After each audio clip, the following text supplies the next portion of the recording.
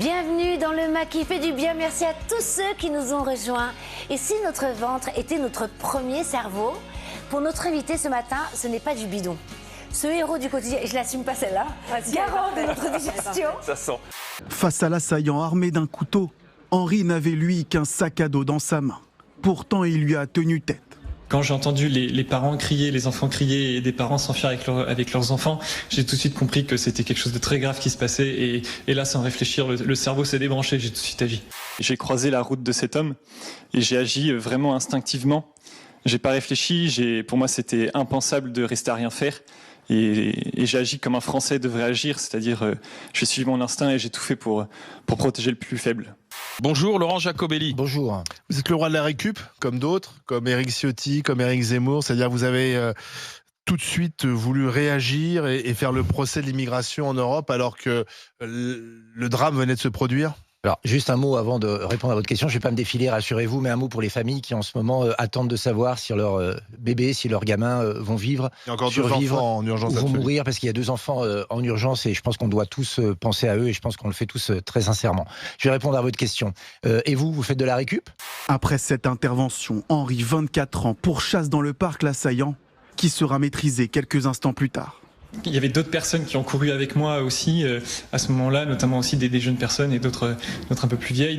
J'ai eu peur pour ma vie, oui, c'est normal. J'ai vraiment eu l'impression d'un homme complètement fou, vraiment plus du tout en possession de ses moyens, habité par quelque chose de très mauvais. Entre vous, qui êtes dans les excès, et entre l'extrême gauche qui est dans le déni, aujourd'hui, nous, qui voulons être modérés, qui voulons aborder la question de l'immigration, aborder la question de l'extrémisme, de tous bords, aborder la question du logement, aborder les questions de la pauvreté, eh ben c'est simple, on ne trouve plus notre place. Elle est où la Légion d'honneur? J'étais en costume crade, je me suis changé. Je pensais vraiment que ça allait arriver. Ah non. Bon, on envoie la photo tout de suite. Ah, vous avez une photo déjà? Mais c'était 1 heure. C'était hier. Cet après-midi, depuis Annecy, Henri a rencontré Emmanuel Macron. J'ai une petite demande à vous faire. En ce moment, je fais le tour des cathédrales de France. Je serais honoré d'assister à l'inauguration de Notre-Dame de Paris. Merci beaucoup. Génial. Merci, je m'en occupe personnellement. Génial. Est-ce que depuis hier, vous avez prié, Henri ? J'ai envie de dire, j'arrête pas. La médaille a été remise par Nicolas Sarkozy. Oui, tout à fait. Et donc c'est comment? Il vous dit quoi? Il fait un discours très sympa. Vous prenez tous les compliments. Ça fait plaisir. En fait, notre cerveau, il adore quand on est reconnu par les autres. C'est une fonction sociale qui vient de l'aube de l'humanité. On est des êtres sociaux, on a besoin d'être admis par le clan, par la société. Bah oui, et donc, quand c'est des quelqu'un nous encouragements donne... aussi quand même. Exactement, c'est ça. Et La du coup, force des encouragements. à chaque fois qu'on reçoit un encouragement, qu'on reçoit une marque d'attention, eh bien notre cerveau, il nous fait une sorte de cocktail hormonal. En fait, il nous donne une récompense. En fait, notre cerveau est un dealer, si on le voit comme ça. C'est très émouvant. Et quel type d'émotion? Une émotion d'un gars qui est arrivé en France sans rien, qui a grandi dans une famille modeste, qui avait ni argent, ni piston, ni copain, qui s'est démerdé tout seul et qui a réalisé le rêve français, non pas le rêve américain. Moi, je suis pour qu'il y ait une immigration dans ce pays. Je suis pour qu'elle soit organisée. Je suis pour qu'on soit bienveillant avec eux. J'en fais partie, mes parents en étaient. Mais bordel, il y en a marre. Il y en a marre parce que je vais vous dire, quand je vois hier comment les gens ont traité la question d'Annecy, mais c'est effarant. Ce que j'ai fait, tout le monde l'aurait pu faire. Tout le monde aurait pu le faire, pardon. Et tout Français devrait le faire. Et peut-être aussi, j'inviterais ceux qui nous écoutent à se recentrer vraiment sur l'essentiel pour garder justement à l'esprit ce qu'il y a de plus beau et de plus grand. C'est un miracle que toute la Colombie espérait. Les 4 enfants âgés de 1 à 13 ans ont été retrouvés vivants plus d'1 mois après leur disparition dans la jungle.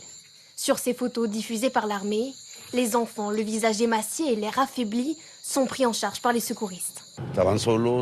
Ils étaient seuls. Ils ont réussi par eux-mêmes. C'est un exemple de survie totale qui restera dans l'histoire. Un sauvetage historique, car les enfants erraient seuls dans l'immensité amazonienne depuis le crash de leur avion. C'était le 1er mai dernier. 3 adultes, dont leur maman, avaient été retrouvés morts à côté de l'épave. Depuis, d'importants moyens de recherche étaient mobilisés. Pour seule preuve de vie, les enfants ne laissaient derrière eux que quelques fruits mordus, des baskets ou bien encore un biberon. Aux États-Unis, ce sont 37 chefs d'inculpation qui ont été retenus contre Donald Trump. Les perquisitions menées il y a quelques semaines à son domicile de Floride ont permis de retrouver, regardez ces photos, des centaines de cartons qu'il avait récupérés après son départ de la Maison-Blanche. Certains étaient stockés dans une salle de bain à l'intérieur des documents classés secret défense. Ce qui lui vaut d'être notamment poursuivi aujourd'hui pour rétention d'informations portant sur la sécurité nationale. Et puis Donald Trump n'a pas fait que conserver ces documents, il les a aussi montrés. Par exemple, un plan de bataille qui aurait concerné normalement l'Iran, eh bien il l'a montré à un de ses proches. Et tous les enregistrements montrent que Donald Trump savait très bien que ces documents n'étaient pas déclassifiés.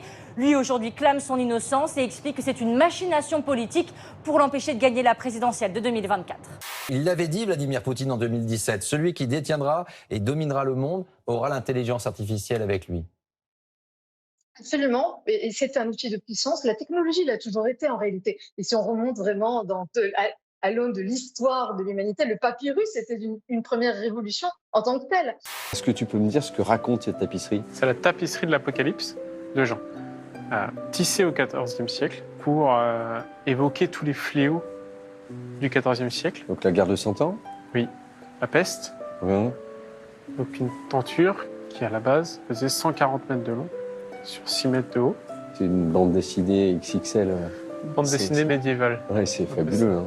Avant de se quitter, je voulais vous montrer à tous ces images d'intelligence artificielle avec des visages que vous allez peut-être reconnaître. Regardez, des visages de leaders politiques devenus enfants. Joe Biden que l'on découvre, c'est assez surprenant une nouvelle fois. C'est aussi ça, ce pouvoir de l'intelligence artificielle. Ils n'ont en tout cas là qu'un regard et un visage d'enfant.